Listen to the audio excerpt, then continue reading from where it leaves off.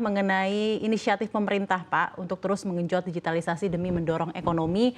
Bahkan kita ketahui tak tanggung-tanggung Google, Temasek, Bain Company sudah merilis laporan bahwa penetrasi ekonomi digital Indonesia paling pesat, Pak, dalam 5 tahun terakhir di kawasan Asia Tenggara. Di mana Indonesia juga bisa menghimpun perekonomian melalui digital mencapai 133 miliar US dollar, Pak, ekspektasinya di 2025 mendatang. Nah, pertanyaannya seberapa optimistisnya pemerintah untuk meraih capaian dari prediksi-prediksi tersebut? Kementerian Kominfo optimis terhadap pertumbuhan ekonomi digital Indonesia, terlebih karena sektor e-commerce ini menjadi tulang punggung pertumbuhan ekonomi yang luar biasa. Pada tahun 2023 atau tahun ini, sektor e-commerce Indonesia diproyeksikan memiliki akumulasi nilai pembelian atau GMV sebesar 62 miliar US dollar. Artinya hampir 1.000 triliun rupiah. Dengan tingkat pertumbuhan tahunan yang sangat pesat,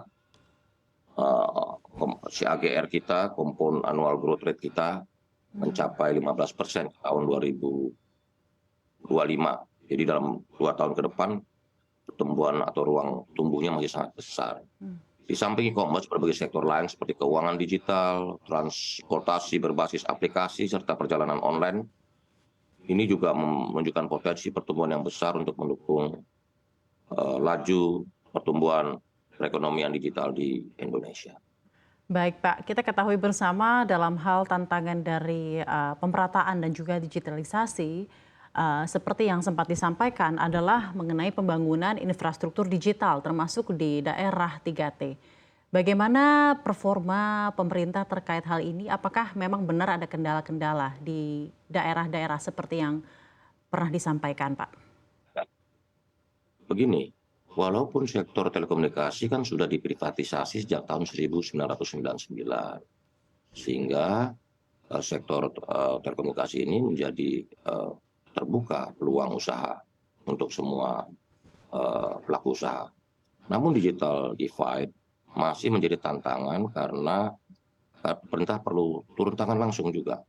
Mengingat pembangunan infrastruktur telekomunikasi di Indonesia, terutama di wilayah-wilayah yang non komersial, menjadi tantangan kita bersama. Jadi penyebabnya begini, Pak. Satu, karena wilayah tersebut kurang profitable bagi industri telekomunikasi. Penyebabnya adalah densitas penduduk yang sedikit dan daya beli yang kurang. Kedua, karena pembangunan di wilayah tersebut memiliki tantangan keamanan yang lebih besar serta investasi yang lebih besar karena memang wilayahnya luas, penduduknya sedikit, daya belinya masih rendah. Ini kan juga perlu campur tangan negara atau keberpihakan negara untuk menyediakan akses yang sama seluruh warga di seluruh Indonesia. Dan ini kondisi, jadi dua ini nih kuncinya, kondisi geografis dan juga situasi keamanan yang masih menjadi tantangan bagi kita. Maka sangat diperlukan kolaborasi pemerintah dengan berbagai pemangku kepentingan, khususnya dengan rekan-rekan penyelenggara jasa internet service provider, untuk kita sama-sama wujudkan pemerataan, keadilan, dan juga akses konektivitas yang menjangkau seluruh warga bangsa dari Sabang sampai Merauke, dari Miangas sampai Pulau Rote. Begitu, Mbak. Baik, Pak Budiari, jadi kolaborasi ya Pak ya adalah kuncinya dalam hal mencapai digitalisasi dan pemerataan. Baik Pak, yang kita ketahui bersama juga salah satu capaian lainnya ialah mengenai satelit Satria-1, Pak Budiari. Apakah ini juga tentunya demi akselerasi dan pemerataan infrastruktur Republik Indonesia di daerah 3T di Indonesia, Pak? Ya, peluncuran Satria-1 ditujukan untuk akselerasi dan pemerataan akses internet bagi seluruh masyarakat Indonesia. Jadi Satria-1 yang meluncur pada bulan Juni lalu akan mulai beroperasi di akhir dan awal tahun depan 2024. Secara paralel hingga akhir tahun ini akan dipasang perangkat akses internet di sekitar 4.000 titik lokasi, terutama pada sekolah dan kantor pemerintahan desa, agar dapat mengakses koneksi yang disediakan oleh Satria-1. Di samping itu, penggelaran 50.000 titik Wi-Fi gratis juga akan dilakukan bertahap selama 2 tahun ke depan. Selain itu, kecepatan di masing-masing lokasi atau blank spot itu diwujudkan atau ditingkatkan mencapai 4 Mbps per titik. Ini kan lompatan Ya. yang menurut saya apalagi di daerah 3T ini sangat luar biasa gitu. Baik. Pak Budi Ari, kita ketahui juga bersama ya, capaian terakhir Kominfo adalah dengan menggerakkan Satgas Bakti Kominfo agar turut Ya, mendorong betul. digitalisasi dan pemerataan. Saya ingin tanggapan Anda, bagaimana tugas-tugasnya dan bagaimana sejauh ini performanya sudah efektifkah? Silahkan Pak. Gini, Satgas Bakti Kominfo ini dibentuk karena ada keperluan untuk mensinergikan berbagai permasalahan yang ada. Jadi dari aspek teknisnya, aspek finansialnya, termasuk legalitasnya atau aspek hukumnya. Jadi kita satu padukan sehingga pembangunan proyek BTS 4G Bakti Kominfo ini bisa terwujud dengan mempertimbangkan semua aspek tadi. Jadi administratifnya, keuangannya, teknisnya, dan juga legalnya terutama soal hukumnya supaya jelas.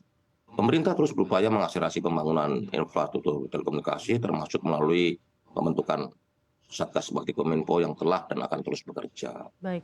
untuk mempercepat transformasi digital khususnya di wilayah 3T serta daerah prioritas yang dapat segera terwujud. Saat ini ada sekitar 4.343 BTS 4G telah melayani setidaknya 450.000 masyarakat yang sebelumnya belum menerima sinyal 4G. Jadi ini terus kita tumbuhkan, terutama buat saudara kita yang ada di daerah-daerah 3T. Begitu, Mbak. Pak Budi Ari, tentunya pemirsa CNBC Indonesia ingin mendengar komitmen dari Kemenkominfo mengenai transformasi digital dan juga pemerataan internet di daerah-daerah tertinggal. Bagaimana Anda melihat dua aspek ini dapat benar-benar mendukung perekonomian Indonesia menjadi Indonesia yang lebih berjaya lagi? Ya.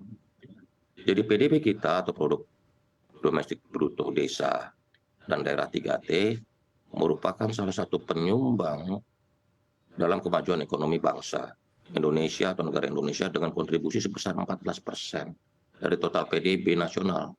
Nah, untuk wilayah desa sendiri sekitar 86% dari desa di Indonesia berbasis ekonomi pertanian dan 14% sisanya berbasis perikanan dan lain-lain. Ini menurut data, karena sebelumnya saya juga wamen desa, kita Iya, paham betul Pak. betul kondisi desa dan wilayah-wilayah di Indonesia. Jadi karena itulah pertumbuhan ekonomi desa menjadi prioritas untuk menggerakkan kemajuan Indonesia. Karena masih banyak desa-desa ini atau daerah-daerah 3T ini memerlukan bantuan campur tangan negara, support dari negara, karena negara harus hadir untuk menumbuhkan perekonomian di wilayah tersebut.